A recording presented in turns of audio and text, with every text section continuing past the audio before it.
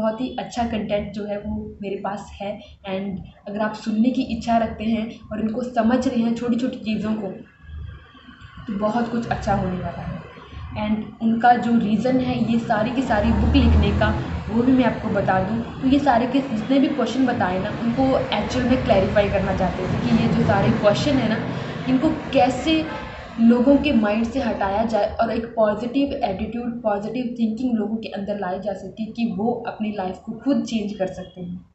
उन्होंने लिखा है that I have endured to explain the great fundamental truth of your mind in the simplest language as possible।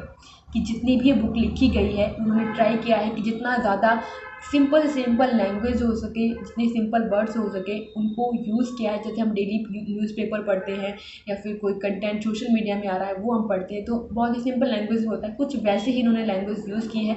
तो ज़्यादा hard language नहीं है, आप आराम से इसको पढ़ सकते हैं। एंड जैसे कि मैं आपको बता रही हूँ, तो काफ़ी सिंपल लैंग्वेज है ये। And you will find that the language of this book is that used, जितनी भी हमारे डेली पेपर्स हैं जैसे मैंने बताया वहाँ पर यूज़ की जाने वाली, तो आराम से पढ़ी जा सकती है। और इन्होंने कहा है कि जितने भी ये टेक्निक्स इस बुक में बताने जा रहे हैं, अगर हमने उसको थोड़ा थोड़ा करके फॉलो करना शुरू किया, अप्लाई करना शुरू किया, तो जो चेंजेस हैं हमें वो धीरे धीरे अपनी लाइफ में देखने को मिलेंगे। देखो, कुछ भी बहुत ऐसा नहीं कहने वाली हूँ मैं कि आपने टेक्निक को अप्लाई किया और आप चाहते हो कि विदिन अ सेकंड उसका जो है आपको रिज़ल्ट मिल जाए। नहीं, आपको उसके लिए काम करना पड़ेगा। सक्सेस ऐसी नहीं मिलती है, सक्सेस तभी मिलेगी आप धीरे धीरे करके उसके लिए काम करना शुरू करेंगे, और तभी आप वन बाय वन स्टेप जो है वो लैडर के ऊपर चढ़ पाएंगे।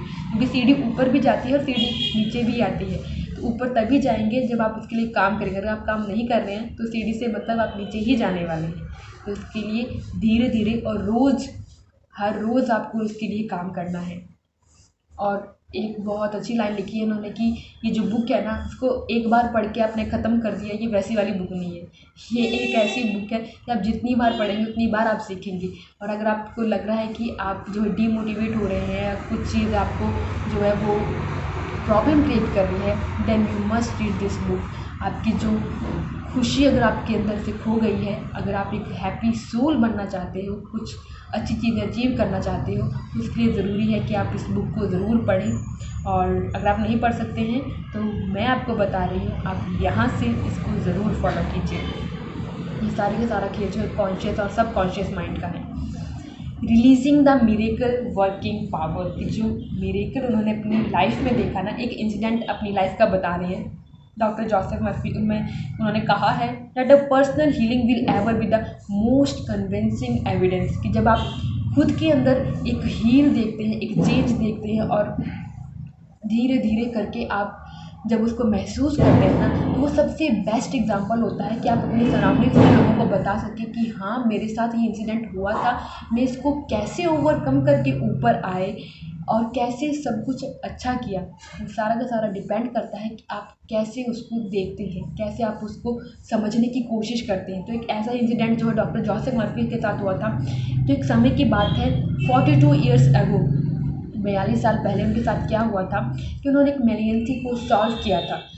उनको एक्चुअली एक मेडिकल इमरजेंसी हो गई थी। उस टाइम पे उनको सार्कोमा था। सार्कोमा जो है ये ब्लड कैंसर होता है, एंड बहुत ही ज़्यादा क्रिटिकल जो है वो पोजीशन हो जाती है, जो बॉडी है वर्क करना बंद कर देती है। ऑब्वियसली जब आपके ब्लड में ही प्रॉब्लम आना शुरू होगी, ऊपर से वो कैंसर, तो काफ़ी ज़्यादा मुश्किल होती है, इंसान का बच पाना भी मुश्किल हो जाता है। तो बहुत सी सारी चीज़ें इनके साथ हुई, लेकिन ये अभी भी जब उन्होंने ये बुक लिखी थी तो वो 42 ईयर्स एगो की बात कर रहे हैं जब उनके साथ ऐसा हुआ था। फिर उन्होंने कैसे हील किया वो इन्होंने स्टोरी में बताया है। That his power of the sub conscious mind. उन्होंने कहीं से सुन रखा था, शायद उनके पास उस टाइम पे उतने पैसे नहीं होंगे, क्योंकि इसके इलाज भी बहुत ज़्यादा हाई फाई चलते हैं, और इतनी ज़्यादा कंडीशन भी नहीं थी बॉडी की कि वो कुछ कर सके। तो उन्होंने कहीं से मे बी सुन रखा था या कहीं से उनको वो नॉलेज थी कि सब कॉन्शियस माइंड कैसे वर्क करता है, तो उन्होंने उसी के ऊपर काम करना शुरू किया। एंड जब उन्होंने बुक लिखी ना, ये अपनी सार्कोमा की सारी जो स्टोरी है वो वाली बताई थी इसमें, तो वो अगर अपने सबकॉन्शियस माइंड से ठीक कर सकते हैं अपने ब्लड कैंसर की डिजीज़ को भी, देन लाइफ में गाइस कुछ भी हो सकता है, लिटरली कुछ भी हो सकता है।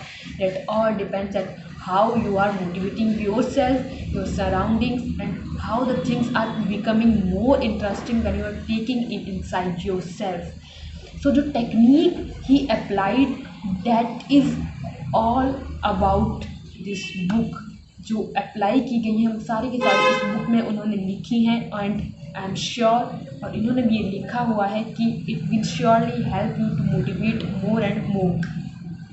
एंड जो भी इनके डॉक्टर थे, जो फ्रेंड थे, वो भी खुद हैरान थे इनकी उस सारी जर्नी को देख के कि कैसे इन्होंने अपने आप को ठीक कर लिया और कैसे जो चीज़ें हैं वो ठीक वैसे ही नॉर्मल हो गई जैसे पहले हुआ करती थी, इनको सार्कोमा होने से पहले। इन्होंने एक एंशियंट प्रोवर्ब के बारे में लिखा है कि जो डॉक्टर हैं वो dresses are wound and God heals it. इसका कहने का मतलब सिर्फ़ और सिर्फ इतना ही है कि जितने भी हमारे डॉक्टर्स हैं वो हमारे घाव को मलहम तो ज़रूर लगा सकते हैं, लेकिन भगवान ही हैं जो इसको हील कर सकते हैं, जो इसको बिल्कुल ठीक कर सकते हैं। तो जो जर्नी थी सार्कोमा से लेके इस बुक को लिखने की, वो सारी की सारी उन सारे एग्जाम्पल से ये बुक जो है वो भरी पड़ी है। एंड बहुत सारा अच्छा कंटेंट है। तो अभी मैं आज का टॉपिक जो है यहीं पर एंड करती हूँ। एंड जो पॉजिटिव एटीट्यूड धीरे धीरे अपने अंदर लेकर आना है, तो आज तो ज़्यादा कुछ नहीं करना है। आज जो कुछ भी आपने सुना है उसको एक बार फिर से सुनिए, ध्यान से अपने अंदर रियलाइज़ करने की कोशिश कीजिए कि फिलहाल तो यही एग्जाम्पल आपको मोटिवेट कर सकता है कि अगर एक बंदे को सार्कोमा हो गया है, ब्लड कैंसर हो गया, और उसके बाद भी अगर वो अपने आप को हील कर पाया है, एक नॉर्मल लाइफ अगर वो जी रहा है, तो मान लीजिए ये बुक कितनी बड़ी है और कितना बड़ा आपके लाइफ के अंदर चेंज लेके आने वाली है, जैसे डॉक्टर जोसेफ की लाइफ में हुआ है।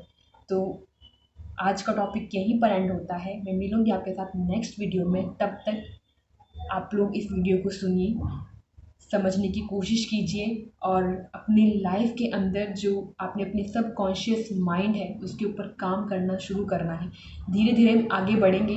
फ़िलहाल तब तक के लिए नमस्कार and take care of yourself. अपना ख्याल रखिए, अपने साथ वालों का ख्याल रखिए, सब लोग खुशी से रहिए और अपने अंदर एक पॉजिटिव एटीट्यूड ज़रूर लाने की कोशिश कीजिए। Bye bye and take care of yourself. Keep like share subscribe my channel. Thank you.